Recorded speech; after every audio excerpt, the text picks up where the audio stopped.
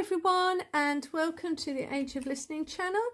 As always, we're going deep, and when you go deep into the symbols of the RWS, you're able to see the story of each card and learn tarot a lot faster. Okay, I was really blessed by this, and so it's going to be one of the longer videos. Afterwards though, and I do recommend having a cup of tea with this, I will be pulling a card from the Abraham deck, Getting into the Vortex. Don't know why, but I was told to do it, so I'm going to do it. So the star card is number 17. We're going to be looking at the number 1 and the number 7, putting them together, and also looking at the 8th card too. So we're going to look at 3 cards here. I'll try and point them out as I go by. This is what I class as the Hallelujah card, and it's a safe place to land. It's a happy conclusion, inner calm and peace.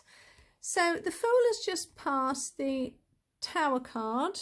If you look at mine in order, which I do recommend, he's just passed the Tower card, and he's in need of some light relief. And finally, he sees the Star card. He's faced with that. As we had with the Death card, when the Fool passed him and was told that death is a natural part of our life in order for us to learn lessons, he was taught then to sink into the Temperance card, and this would help him to bring back balance.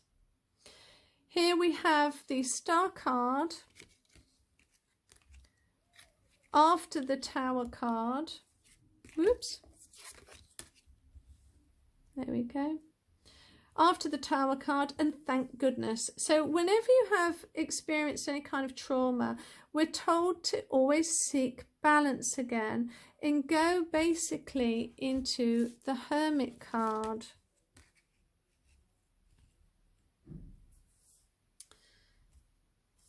Because the Hermit mode really is a time of reflection. These behaviours are very healthy. A, B, C. 1, 2, 3. And it allows you to take stock, think positively, see the light at the end of the tunnel, have faith, and start afresh, regaining our motivation. This is the healing card. It's about being generous to yourself and others, experiencing a peace of mind like no other, and centering ourselves. It's that woosah moment, you know, if any of you seen the Bad Boys films, woosah. Yeah, okay, so hopefully you can sort of bask in the picture that you see here, and as we look into the symbols while I'm talking. So like the Temperance card, she has 1 foot in the water and 1 on land. With the Star card, she hasn't. We'll come to that in a bit. The Temperance card is facing us, so she's telling us something. This is her being it. So they're very close together, but she's telling you how to. This card is telling you what it looks like, as is the same with the Hangman. He's telling you this is what it looks like to be awake. This is what it looks like to rest in the presence of Creator God.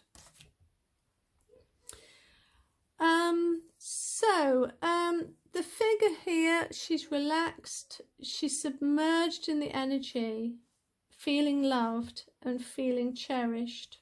She's rebalancing and rebalanced. When the Death card and the Wheel of Fortune card and the Tower card there, when these all come into your life, we're told really to remember who we are with the Magician and the High Priestess, and that we have to behave how we've been told by the Chariot and the Strength card. Whoops, Strength card. Blow me down. Here We're told to behave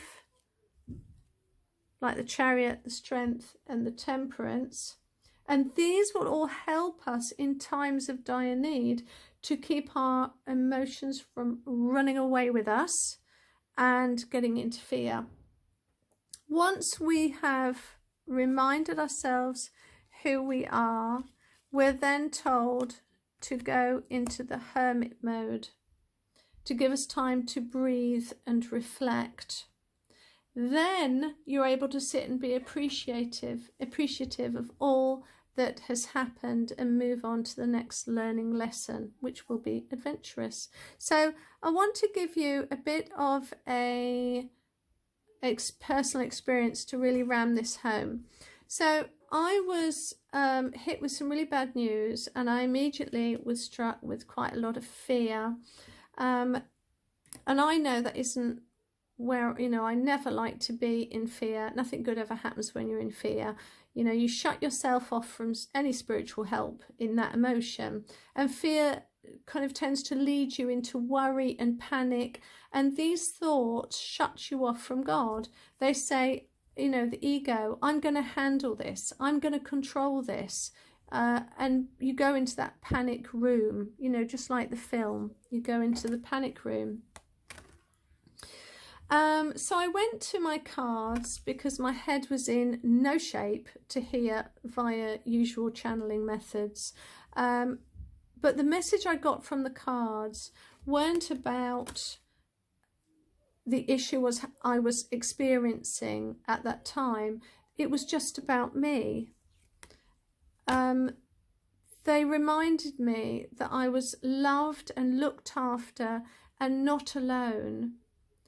And there was absolutely no reason why I should be in any type of fear.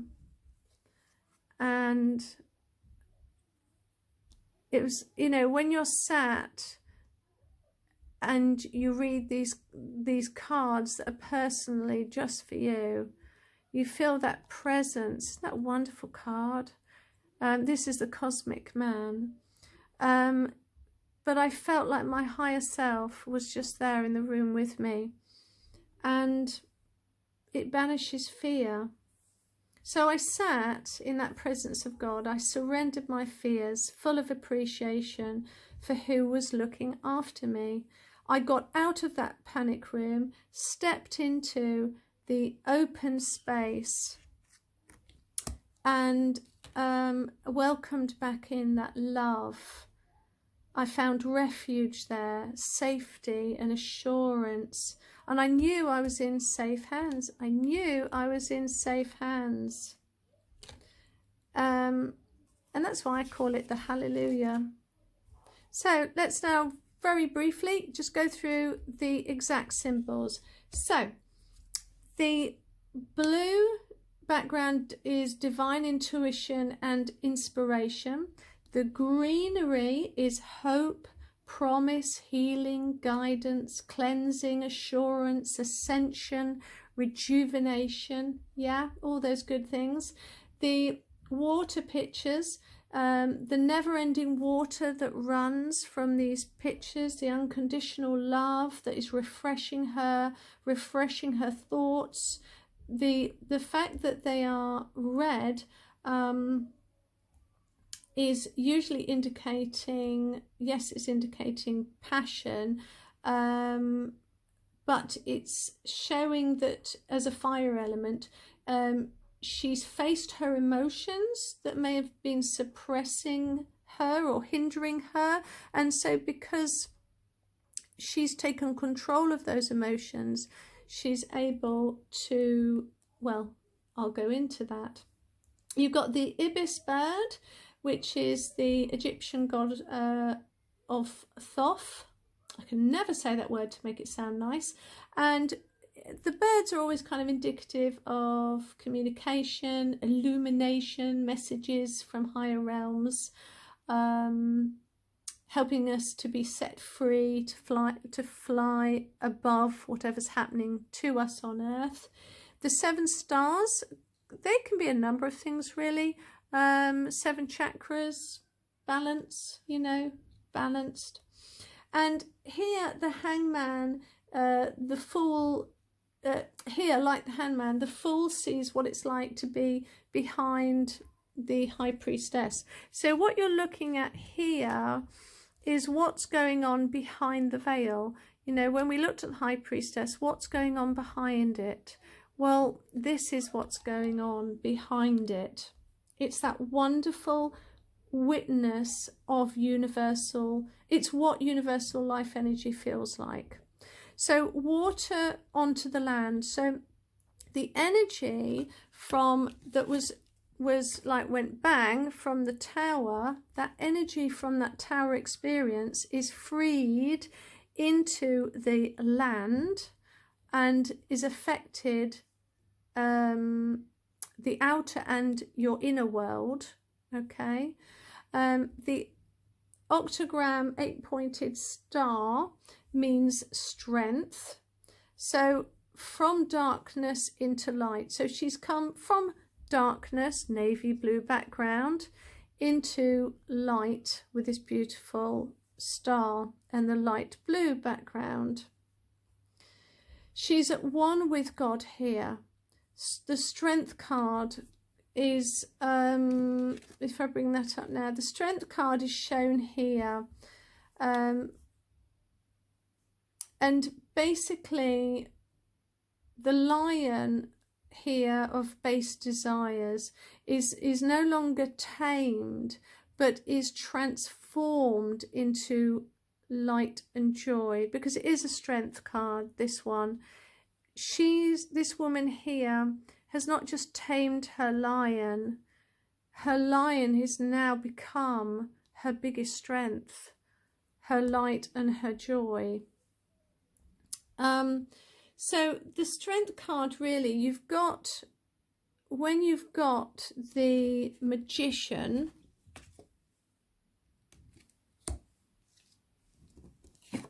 as number 1, chariot number 7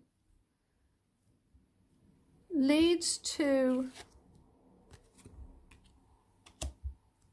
strength equals the star. Okay, so you've got 1, then you've got, sorry, my child came in. So you've got 1, 7, 8 leads to 17. Do you get that? 1, know who you are, get control of your emotions, embrace but control that inner strength, and that inner strength of control of your emotions will lead to the star card, which is why I was able, in my place of fear, moving from, you know, moving from kind of panic, I remembered who I was. I decided who I wanted to be led by, which was him. Instead of giving into fear, I chose to be brave. And subsequently, or consequently, I was able to rest in the star card. Woohoo! Isn't that brilliant? So, nearly there actually. So the foot hovering, she has her foot hovering over the water. Why is it not in? In all of them, they've got them in. It's not in. Not in, guys. Big hint there. I wish I'd got I've gone and packed my little magnifying glass, but her foot isn't in, it's hovering. She's not connected to the collective unconscious. So here you've got the collective, you know how like with us here, everyone is a bit balmy and a bit nuts going on at the moment with this lockdown. Well, she's not connected to the collective unconscious, but she's been stirred by it, and haven't we all been stirred by it a bit? But the life-giving water, she's pouring into it, as we're supposed to be, in love, with love, and pouring that positive energy into our environment.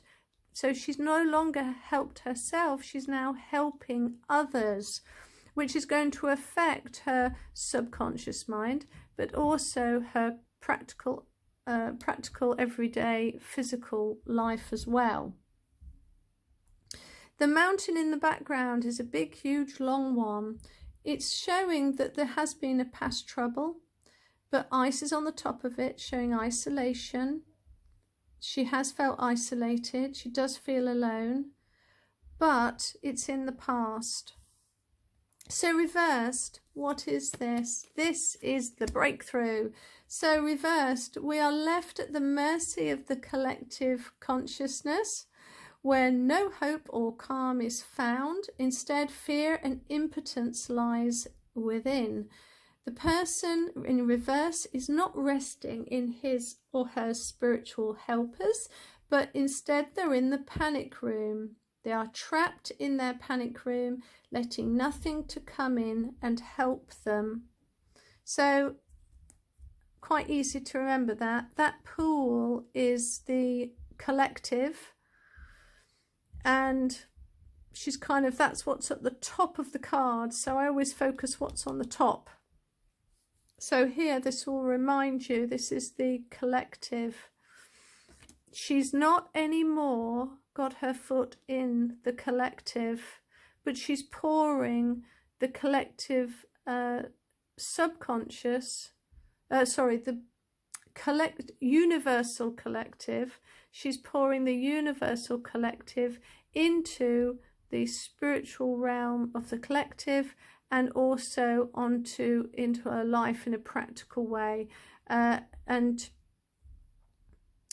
yeah, so I really think I want to leave it there because I don't want to go on too long. Hopefully that will really help you to grasp how wonderful that star card is, help you to understand exactly what we need to do when the Tower or the Death card shows up in our life, and how the Hermit card is essential to remain balanced, and also how important it is to take stock, remember who we are, with the High Priestess and the Magician, and make sure we're doing this as we've been, instructed. Be that Strength card. Take hold of those emotions. Decide, do you want the white horse of faith, purity to lead you? Are you going to take charge of your emotions before you get to that stage where, you're feeling just utter despair? Take a breather. Take stock. Go into that hermit mode. Shut the TV. Woo! Drop the whole cards. One came out and then they all came out. And I daren't take any of them. Ooh. Woosah. Take that hermit card moment. Turn the TV off.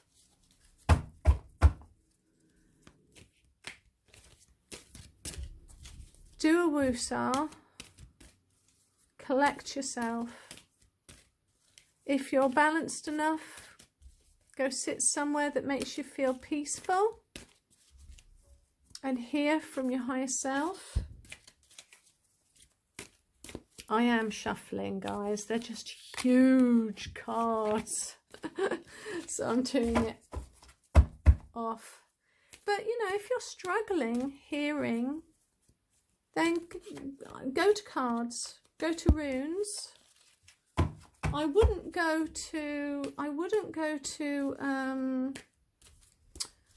never recommend going to the,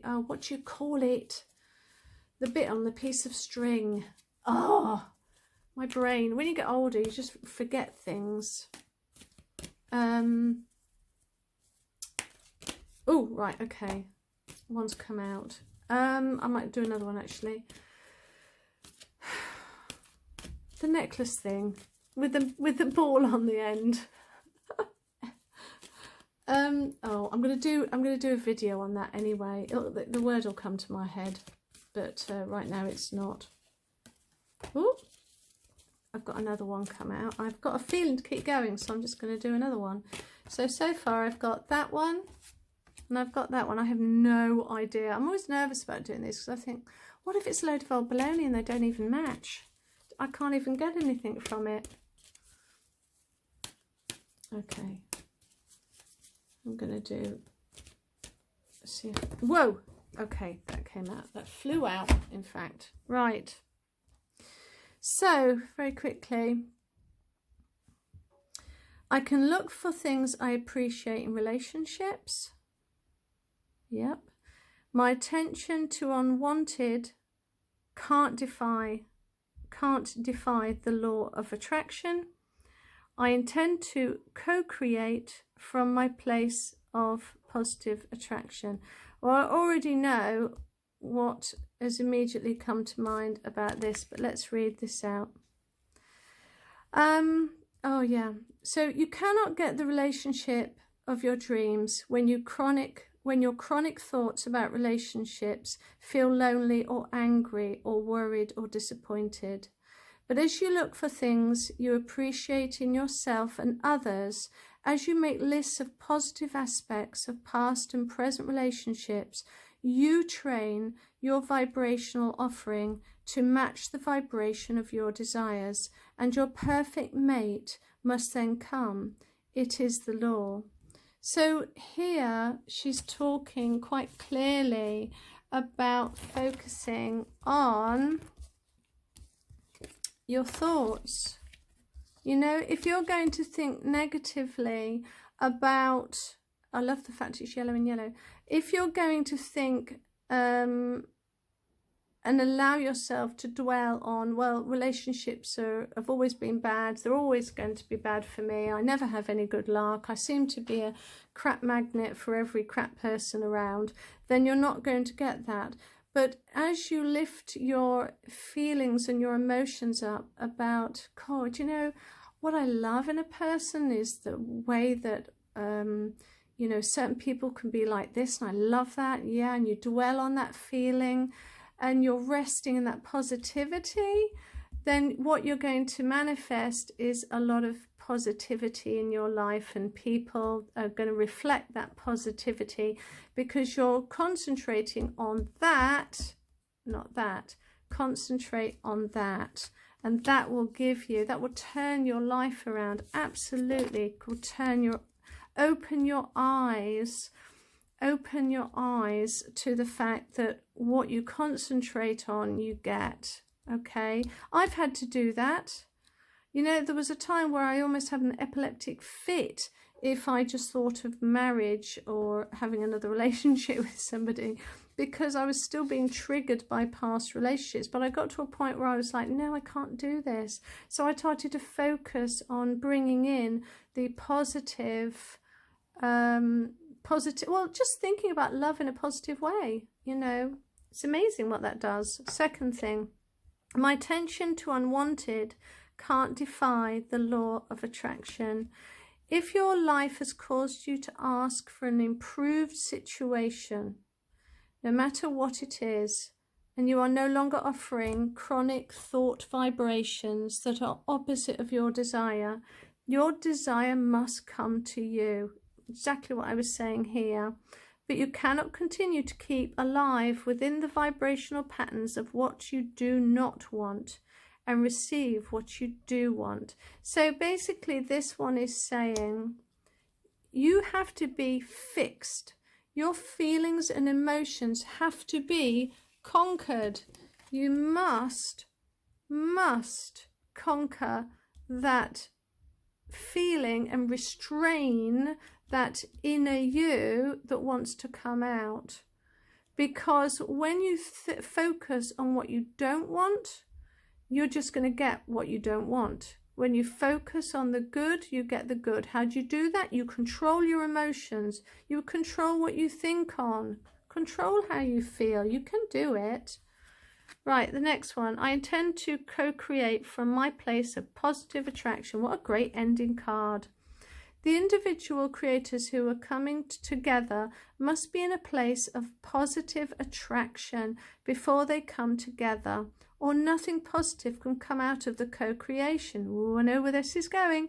If you are negatively focused, not feeling good, you can only attract others who are in the same state of negative attraction. That is why looking for a mate from a place of insecurity or lack of anything can never bring you a mate you really want, but instead bring one who amplifies your current lack. Absolutely, and this is what I've been saying. When you are, I realised that if I was in a negative, bitter place, all I was going to attract was more people to be negative, more people who were going to make me feel negative and bitter. So I decided that in order for me to co-create somebody in my life, I needed to be what I needed to be for me. And then I would co-create somebody into my life who will be at the same spiritual level as myself. I only want to have a future mate who is at the same level as me. That's the only one I'm willing to accept. And I'm putting the hard work in order to do that. I'd rather be on my own with the best company in the world, which is my Creator God. I'd rather be alone there than I would with a man in a relationship that doesn't fulfill me. So you know what? If I want a mega dude who's amazingly spiritual, then I've got to be amazingly spiritual too. And I'm happy with that, because if nothing comes of it, it doesn't matter, because the ride is great. I love being behind the veil of the high priestess. I love being the high priestess, knowing what's behind the veil, dipping in there regularly, because it's the best place to be. No longer subject to fear. I'm in control of what I feel, so that my thought processes are much more, I don't have a panic room that I shut myself away in. Instead, I reach for the presence of God, because that always gives me the answers and always gives me help, physical help, but also spiritual help. And I don't really want to go into any of that. So yeah, I think that's about it really. But at the end of the day, for someone who's out there, if you're in a relationship, and I wasn't thinking this would be a relationship one. Well, actually, I did a little bit. Yeah, I did actually a bit, but I didn't think it would come up. So look at the positive. Stop looking at the negative, and then you'll get somebody of the same caliber as you. Isn't that great? I mean, that's brilliant. That's 1, 2, 3 steps. You couldn't get any better steps. They're even in order, for heaven's sake. Look at the positive of what you really want. Stop thinking. Don't let yourself think on anything negative. Just focus on what you do want, and then you will create what you've been focusing on. You'll always create what you focus on anyway. I've done it, okay? I was in this, and I'll give you, for instance, when I first started doing this, I wanted love, but if a kissing scene came on in a Hollywood movie, I just kind of, I kind of do that gagging, passive-aggressive dig, because even though my head felt great, my heart was still hurt. So I thought, well, do you know what the Holy Spirit said to me? Okay, I want you to watch all of the movies and you're not allowed to gag, even in jest. You're not allowed to gag. You've got to watch it and enjoy it. And do you know what? It took me about 6 months, but I did. And now I've begun to appreciate, and my heart has started to soften. And I'm starting I'm now in a place where if I get remarried again, great. If I don't, it's okay. I'm actually at peace with that. What I'm wanting is to, I don't want to create, I don't want to have somebody in my life who is not for my higher good. And I want them to be on the same journey as me. Otherwise, I'd rather be on my own, quite frankly. So that's it. Okay, I'm going to stop. Have a great day.